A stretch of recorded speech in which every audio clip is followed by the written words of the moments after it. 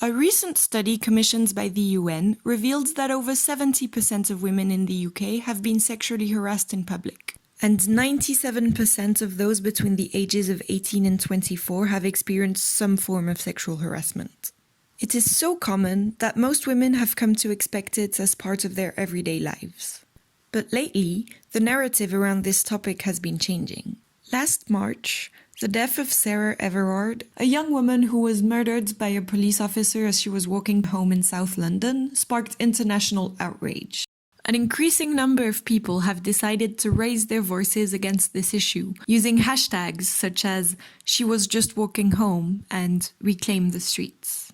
In Cardiff, women regularly post about their experiences online to warn others and find support.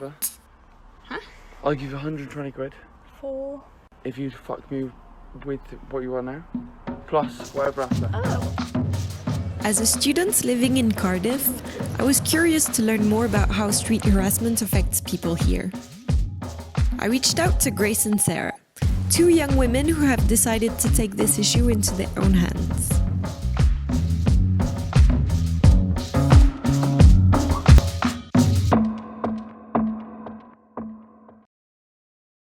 I'm Sarah, I'm a 23-year-old midwifery student from Bristol doing uni in Cardiff. And I'm Grace, I also do midwifery. I'm 20 and I'm from Leicester. Earlier this year, Grace and Sarah founded Catcalls of Cardiff, inspired by the activist movement that started in New York and has now spread to cities around the world. Comes from a lot of wine. We were in the pub together and we'd had a lot of wine and we don't live together, so we were going back separately. And I said to Grace, send me your location on WhatsApp, let me know when you're home, I hope you'll be okay getting back. And from then it just stemmed a whole conversation about how we've never really felt safe where we live. And then we decided we wanted to do something about it. Together, the two women spread awareness about street harassment by chalking messages around the city. I followed them on 2 occasions to see what kind of reactions they inspire in people. Did you know about street harassment before? So I don't know what is it all about actually. We've had overwhelmingly positive reactions, which is really lovely. Lots of people come up to us and ask what counts as street harassment, and we have a conversation and it feels like We're making a bit of a difference. yeah, we come away from it feeling like, maybe they'll have a different perspective on it now. Hi. About the percentage of women and girls who've been sexually harassed. Some people just don't realize how serious is that kind of stuff. They just realize when somebody puts a face on it or put marks on the ground, how you see here. What have you written on? Our bodies are being perceived as a thing that doesn't deserve respect whilst in a public place. Right, well said. When we're out and about as well, we have so many people come up to us and say I've seen your account, or I've seen them around the city and really love what you're doing. We were just talking about this. Thanks so much. I think every person we talk to makes a difference. When some people have shared their stories with us on social media about how they've been harassed, and they say that the page makes them feel better and they're less alone. They literally drove past me filming me running, and I was like, disgusting. what the fuck are you doing? And even when they don't shout something at you, you're I can see you staring at me. It's I'm not fucking stupid. Yeah. It's so gross. And then we have conversations with men who are well, why can't I say that, or what constitutes street harassment? And I feel educating people, and every conversation we have, I think, makes a bit of a difference. That'd be alright, wouldn't it? If you were looking respectfully. Do you feel the conversation around this topic is changing?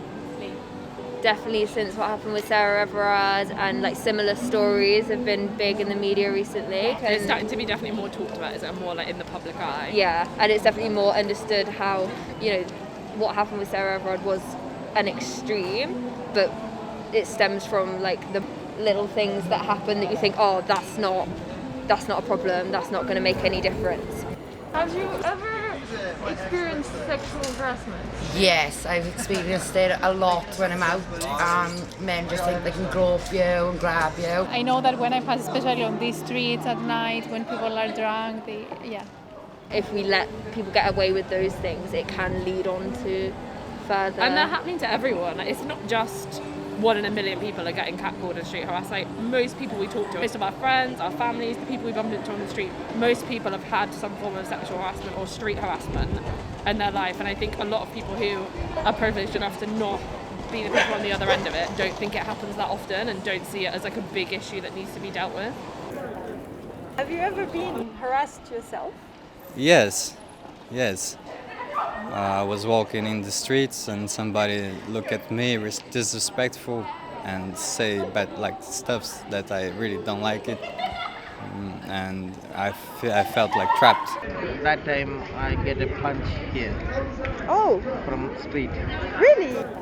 I think the society put men as they always need to be strong, and they, for shame, they don't talk about it. I'm totally against something like that. Okay. You've never catcalled someone yourself? No.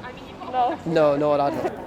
When I was 13 was probably the first time I was catcalled, when I was walking home from a school PE lesson back to my house in Bristol, and this van of about 3 men stopped and started curb calling me and were like telling me to get in their van, telling me I looked nice, and I was in school uniform.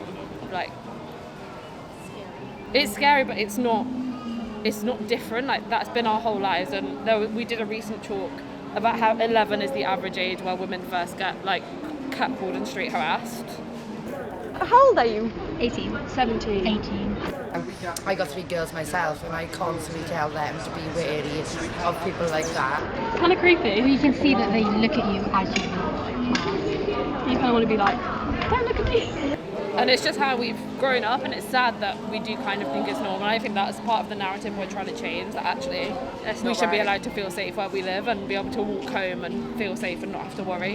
Does it make you worried about going out? Sometimes. I wouldn't be wearing what I am wearing now if I wasn't me. I wouldn't go out alone by myself. No. I would always be with like my friends and my family. It's just such a systemic problem that saying like a pinpoint of how to tackle it is really difficult, because I think so much needs to be done just on fundamentally how we like raise all of our children. The government has recently come up with a long-term strategy to confront violence against women and girls, which could make street harassment illegal. But will it be enough? Hopefully it can change from trying to figure out what to do with the consequences and actually sort out the root of the problem. That's where it needs to be. Yeah. It's a lot of work to do.